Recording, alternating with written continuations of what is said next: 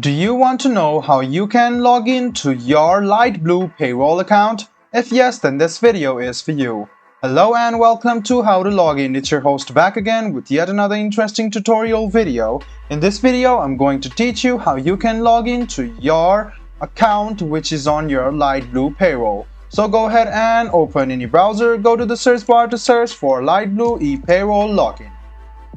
After that, what you need to do is click on the first link which appears on your screen.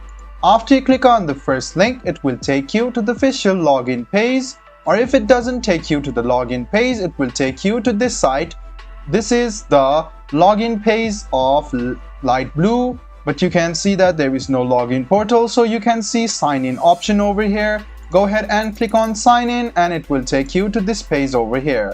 So if it doesn't open up, go ahead and wait for a while, keep your patience, and a login portal will appear in front of your screen. As you can see, the login portal has come up. The first step is to write down your employee ID. After you write down your employee ID, you can keep me signed in, or you can just untick this block or tick box and then click next. After you click next, a password option will pop up on your screen.